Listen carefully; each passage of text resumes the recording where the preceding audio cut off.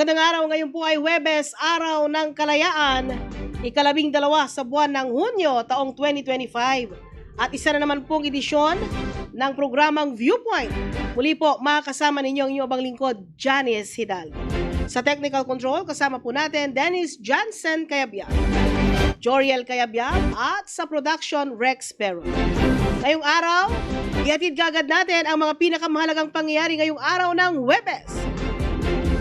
Sa bayan ng Mapandan, produksyon ng mga produktong gawa sa pandan mas paigtingin sa pamamagitan ng benchmarking.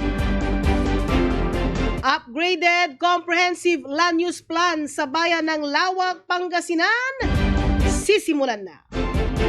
Kaugnay niyan, bayanihan sa paglilinis ng humigit kumulang 3 kilometrong irrigation canal ng NIA sa naturang bayan isinagawa. Sa iba pang mga balita, mga netizens napansin agad ang pagbabalik sa komunidad ni San Carlos City Councilor-elect Kuya Nick Cano.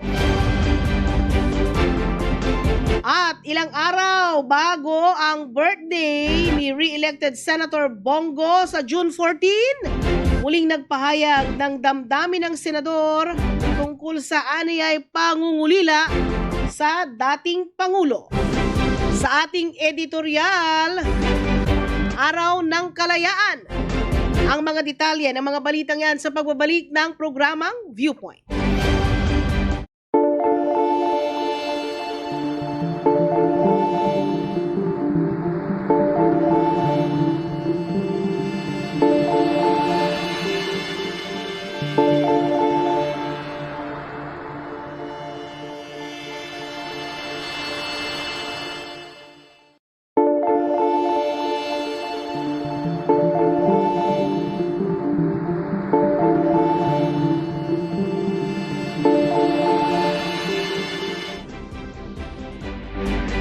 Programang Viewpoint, nagbabalik po ang inyong abang lingkod para sa detalye ng mga balitang yan. Ngayong araw ng Kalayaan, June 12, 2025. Narito na po ang detalye ng mga balita. Produksyon ng mga produktong gawa sa pandan, mas paigtingin sa pamamagitan ng benchmarking.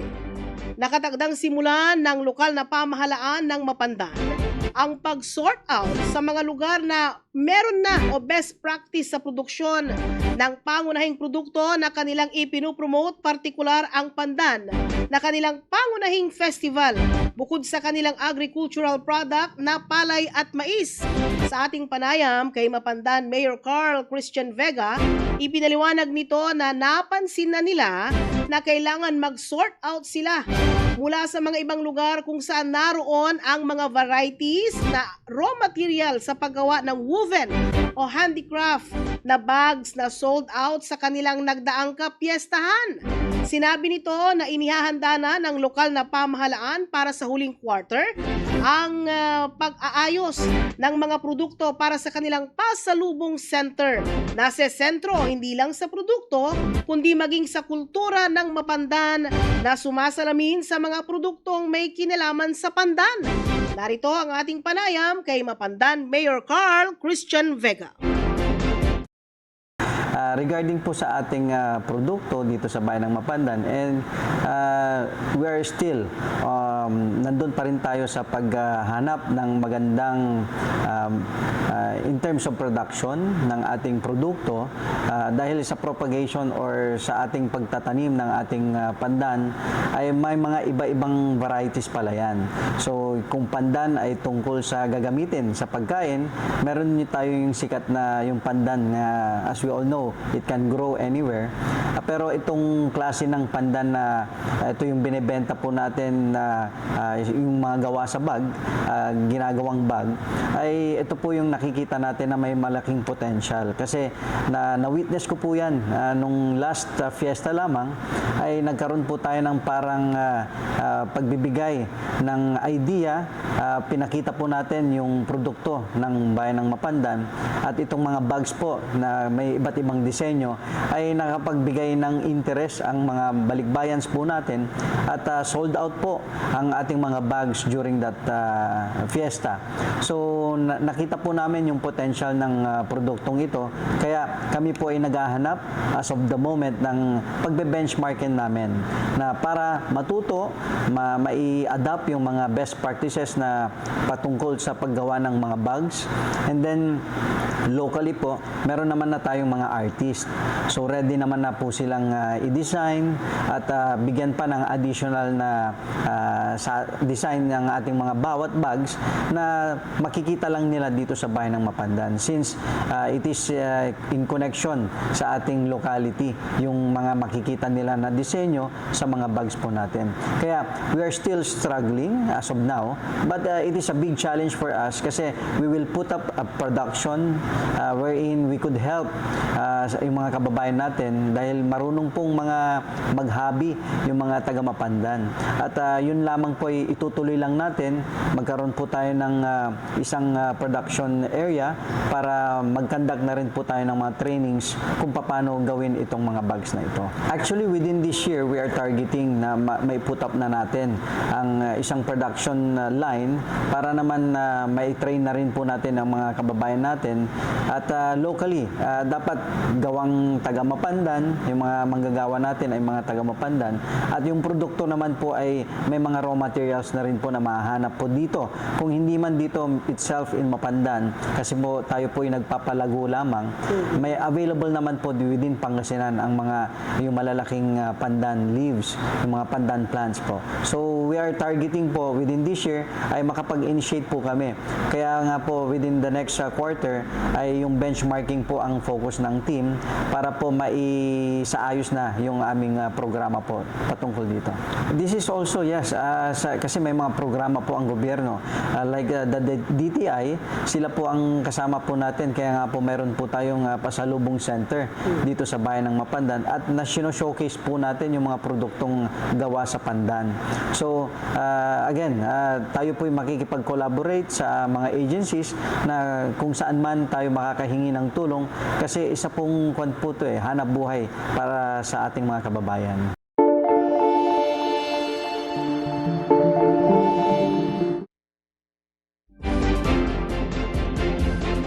Samantala, upgraded comprehensive land use plan sa bayan ng Lawak sisimulan na. Kumpiyansa si Mayor Ricardo Balderas na maayos at mai-upgrade ang comprehensive land use plan na nakatakdang i-upgrade sa mga susunod na araw na pasok sa bagong mandato na ibinigay ng taong bayan sa kanila itong nagdaang halalan. Tinatayang nasa mahigit 17,000 na boto kasi ang nakuha ni Balderas at 6 pa sa mga kaalyado nito sa Sangguniang Bayan ay pasok rin. Alam ng alkalde na pareho ang mga adhikain ng mga nabigyan ng mandato ng tao nitong nagdaang 2025 elections. Kaya naman, bagaman may mga kailangang ripasuhin sa comprehensive land use plan ng bayan, naniniwala ito na maayos ito at maisusumite sa tamang oras at maayos na maipapatupad ang reclassification ng zoning sa kanilang lugar. Paliwanag pa ng alkalde, bagaman malaki ang magiging bawas sa mga sakahing lupa sa kanilang lugar, bunga ng nadaanan ng iba't ibang expressway sa kanilang bayan. Ang mga ito naman ay magbubukas sa iba't ibang oportunidad para sa kanilang mga kababayan. Narito ang panayam kay Mayor Balderas.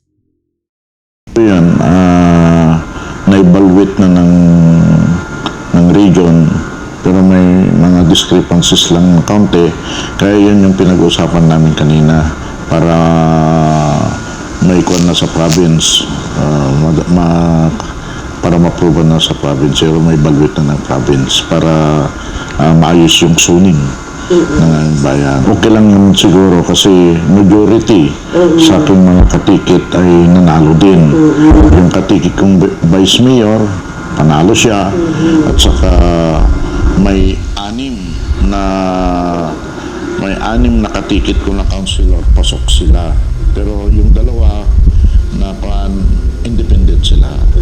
Basta alam mo, kasi pag nagkandidato ka, tumakbo ka sa isang posisyon, siyempre ang hinahangad mo makatulong sa ating bayan. Kaya siyempre pare-parehas kami na gusto namin mapaunlad yung bayan namin dito sa Lawak at saka yung pamumuhay ng bawat mamamayan. Dito sa Lawak, natraverse yung mga farm lots namin. Nandyan yung bypass road from Barangay Balaygi going to Urdaneta, lulusot dun sa Santo Tomas. Tapos yung tourism road namin from Barangay Balaygi to Manawag. Ang lawak ng daanan na yan 30 meters. Kaya napakaluwang yung mawawalang sakahan namin dito sa Lawak. Tapos susunod yung PILEX, yung Pangasinan Expressway na going to Lingayen. Maluwang yun, mas maluwang yata, parang kung di ako nagkakamali 60 meters ang width yung luwang niya. Kaya malaki yung area na mawawala sa amin na as agricultural lot. Samantala, kaugnay pa rin ng balitang yan, bayanihan sa paglilinis ng humigit kumulang 3 kilometrong irrigation canal ng NIA sa naturang bayan isinagawa. Tinatayang hindi bababa sa 400 ang nakilahok sa ilang araw na paglilinis ng mga residente mula sa iba't ibang barangay sa bayan ng Lawak. Ngayon nga, Independence Day, maaga si Mayor Rick Balderas upang aktwal na silipin ang inilunsad na Bayanihan Irrigation Canal Clearing Operation na nagsimula pa noong Biyernes at eksakto alas 6, maaga rin ang mga magsasaka o mga residente sa naturang bayan na pinangunahan ang kanilang barangay kasama ang kanilang barangay chairman. Maging ang mga kapitan ng barangay na hindi nadaanan ng naturang irrigation canal ay nakilahok. Ito ay upang ipakita ang suporta sa naturang programa na kauna-unang inilunsad sa naturang bayan. Kapansin-pansin rin na sa katabi ng irrigation canal na nililinisan ay patuloy na lumalawak ang tinatawag na farm to market o service roads na isa sa mga accomplishments sa ilalim ng ikalawa at matatapos at muling ipagpapatuloy ni Balderas. Dati raw masukal, masikip, di umano ang mga lugar na ngayon ay napaluwagan na ayon sa alkalde. Ang mga service farm o farm to market roads na ito ay bunga ng masigasig na paghingi niya ng pondo sa iba't ibang ahensya, kabilang na ang ilang senador ng ating bansa. Panoorin ang panayam natin muli kay Mayor Balderas.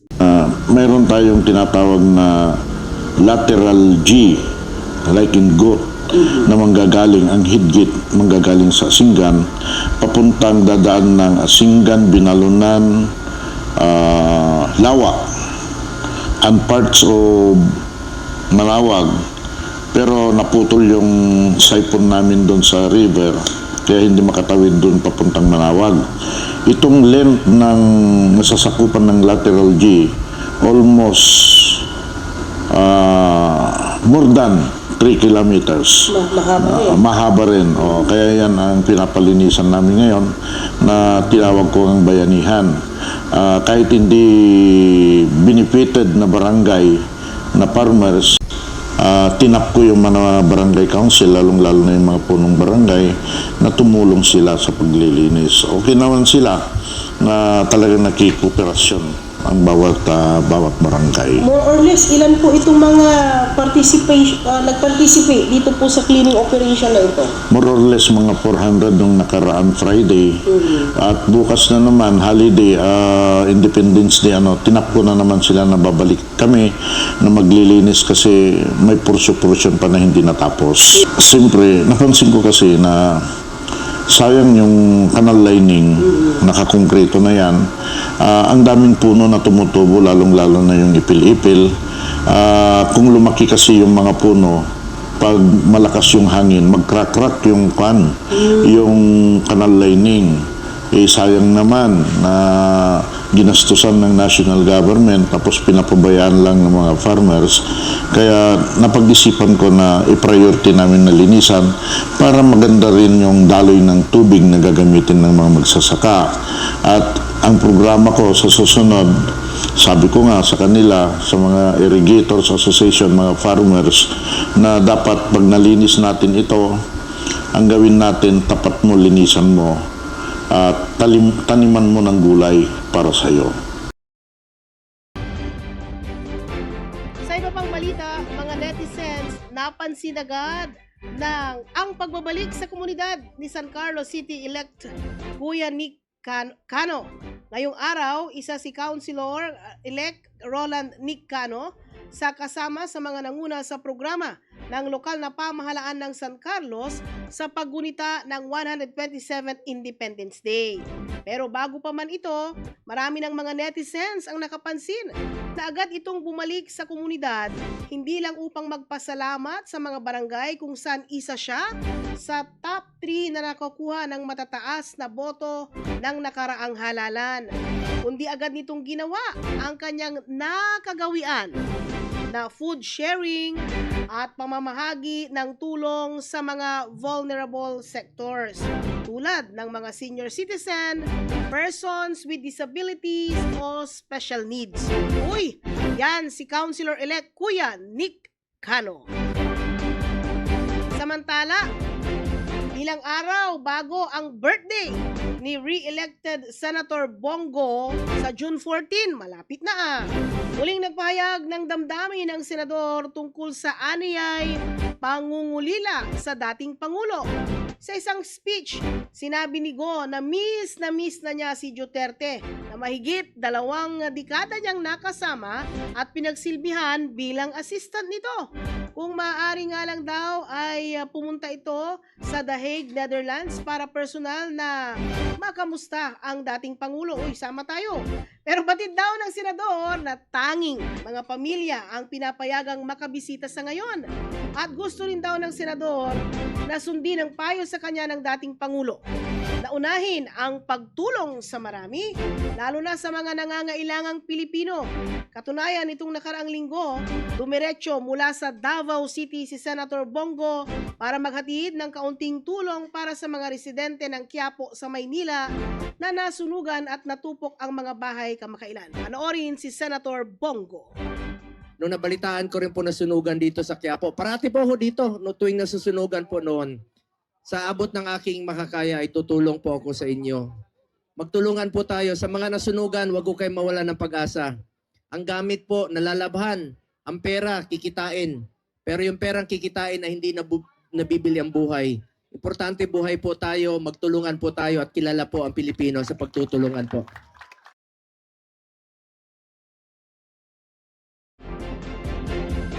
Si Senator Bongo. Samantala, sa ating editorial na ating babalikan, pag-usapan natin Araw ng Kalayaan. Magbabalik po ang programang Viewpoint.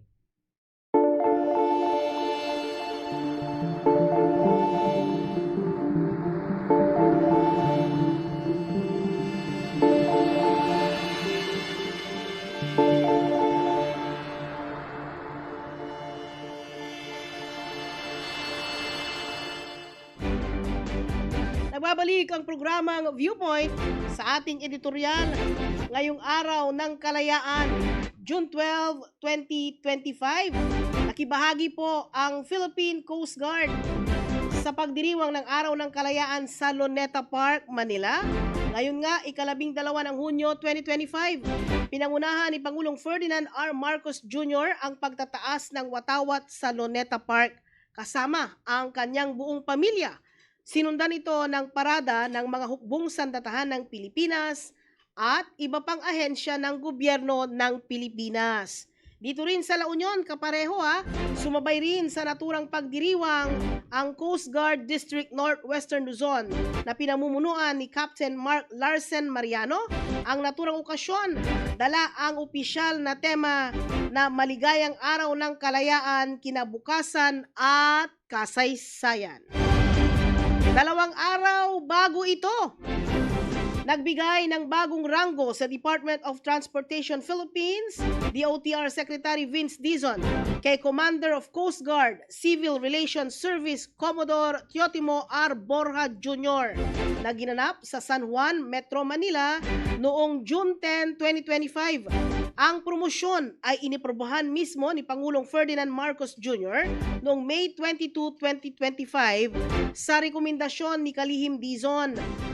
Ang seremonya ay sinundan ng tradisyonal na mga parangal sa pagdating at pagsira ng personal na watawat ni Rear Admiral Borja Jr., PCG, na sumisimbolo sa formal na pagpapalagay sa kanyang bagong ranggo. Isa rin itong paraan ng pagkilala sa kanyang matatag na pamumuno at makabuluhang kontribusyon sa Philippine Coast Guard at serbisyo sa ating bansa. Nagmula ito sa bayan ng Tanawan, Leyte hanggang sa pinakamataas na hanay ng Philippine Coast Guard. Bilang miyembro ng PMA Class of 1992, nagsilbi rin siya na may katangi-tanging aspeto sa Philippine Coast Guard. Gamit ang kanyang master's degree sa Maritime Affairs mula sa World Maritime University sa Sweden at pagsasanay naman mula sa mga institusyon ng Amerika, Japan at Taiwan. Nagdala siya ng pandaigdigang kaalaman sa lokal na serbisyo at kinatawan ang PCG ng may karangalan sa mga international na larangan. 7 araw bago ito, ang pinagsanib na puwersa ng mga otoridad, Philippine Coast Guard, PIDEA, kapulisan at lokal na pamahalaan ng iba't ibang bayan diyan sa may Zambales, kabilang din ang lalawigan ng Pangasinan, partikular sa western part, kung saan sila po ay nakakuha ng mahigit 1 toneladang hinihinalang shabu na natagpo ang lumulutang sa paligid ng karagatan ng Pangasinan mula June 5 hanggang June 8, 2025. Sa direktiba ni Pangulong Ferdinand Marcos Jr., ipinakalat ng Philippine Coast Guard ang BRP Cabra MRRV 4409 at 2 high-speed response boat para paigtingin ang maritime patrol operations sa kalapit na karagatan. Nagsagawa rin ng aerial drone surveillance para mahanap at mabawi ang higit pang mga sako ng kontrabando na pinaniniwalaang naanod pa rin. Binigyan din ni CGDN WLZN Commander Captain Mark Larsen Mariano ng PCG ang buong commitment ng Coast Guard sa Joint Illegal Drug Operation kasama ang Philippine Drug Enforcement Agency, PIDEA at Philippine National Police kasama ang local government units at fishing communities. Ipinangako nito na hindi ito titigil sa paggawa ng maganda lalo na sa pagsawata ng mga iligal na droga. Ano ang kinalaman niyan? Araw po ng kalayaan. Tayo ba na mga mamamayang Pilipino tunay ng malaya? Imagine nyo, hindi dapat natatapos sa pagkakahuli, pagkakakuha nitong mga lumulutang na hinihinalang mga iligal na droga sa ating western part ng Pangasinan, itong mga ganitong pangyayari.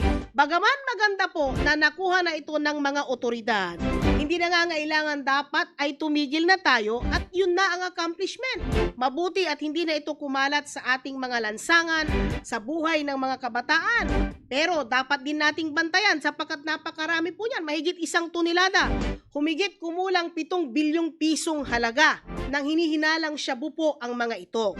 Ito na raw po ang pinakamalaki na pagkakahuli ng mga iligal o mga kontrabandong tulad nito.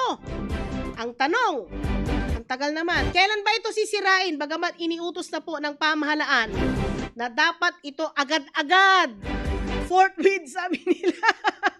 Sirain na. Kailangan din tayong mga mamamayan o yung mga nag-witness na mga nakakita niyan. Salamat sa Philippine Coast Guard. Dapat bigyan ng komendasyon ang mga ito sapagkat isinalang nila ang kanilang mga buhay para sila po ay makakuha ng ganitong accomplishment. Kasi yung mga iba nakakatakot kaya yan. Kung doon ka binaril ng mga drug lord sa gitna ng laot, hindi ba? Kaya't congratulations sa kanila. Pero siyan po ba ay titigil na dyan? Alamin natin. Diyan, magtrabaho ang ating mga congressman, ang ating mga senador, and of course, mag-initiate ang ilang mga local government kung saan ito ay apparently doon nakuha sa kanilang mga tapat. Siyempre, nataon dumadaan doon. Imbestigahan natin. Saan sana dadalhin yan? Sino sana ang magpipick up? Mabuti na lang matapang itong ating mga mangingisda at sila po ay nag-report. Kamakailan, naglabas na rin po ng mga opisyal na numero ang mga kinaukulan para doon mag-report ang mga kababayan po natin na meron pong makikitang mga ganito. Kailan sisirain? Kailan natin makikita? Kailan mapapanood yan? Tutugma ba doon sa mga bilang na ating inimbentaryo? Salamat kung ganon. Sapagkat ang ating kinakatakutan, muli pong umikot ito, bumalik sa ating mga lansangan, sa mga tahanan ng ating mamamayang Pilipino. Araw ng kalayaan, nakalaya na ba tayo? Mula, tagal-tagal na ng laban na yan buong mundo, fight against illegal drugs. Kailangan meron na tayong mga masampulan na mga malalaking tao na nagpuprotekta dito. Imagine nyo yung ganyan karami, ang lakas ng kanilang mga loob para dalhin yan sa ating mga coastal towns, coastal areas. Anuman ang kailangan kasi magkaroon ng masusing investigasyon sa mga bagay na ganito. Paano napunta yan dyan? Well-sealed ang mga ito Nakita naman ninyo, hindi ba? O paano ba? Sino bang dapat pipick up niyan? Kanino ba dapat dalhin yan? Imbestigahan din natin ang mga bagay na ito. Ilang beses nang nangyayari yan, palagi na lang palutang-lutang dito sa ating mga coastal areas. Bakit ba? Ganun ba? Parang yung mga online shopping apps, Shopee Delivery. Parcel. Floating parcels. Hindi ba? Napakadaming parcel na ito. Kailangan magkaroon tayo ng mga investigasyon dito. Sino kayang dapat kumuha yan? Kanino kaya naka-address dapat yan? Salamat po sa mga Philippine Coast Guard, PIDEA at mga PNP. Salamat, matapang si mangingisda para mag-report. Hindi ba? Yan yung mga dapat nating titignan dyan. Yan yung mga dapat nating alamin kung paano tayo makalaya dito sa mga illegal na aktibidad na ito sapagkat ito po ang mga sumusupil sa kahirapan ng mamamayang Pilipino. Kalayaan sa kahirapan, kalayaan mula sa pagkakalugmok sa mga illegal na bagay. Walang choice ang mamamayan kasi kung minsan nalulubog po sila sa malalaking utang, sa malalaking responsibilidad. Imagine nyo, away ng away ang Senado at Kongreso, naipasa ba? Napirmahan ba yung 100 pesos at 200 pesos dagdag sa minimum wage ng ordinaryong mamamayang Pilipino? Ayun, milyon-milyon ang ginagastos nila diyan sa labang politikal sa Senado at sa Kongreso. Maganda rin. At merong mga ganyan, it's an avenue for us to know kung saan nga ba ginagamit ang pondo ng gobyerno.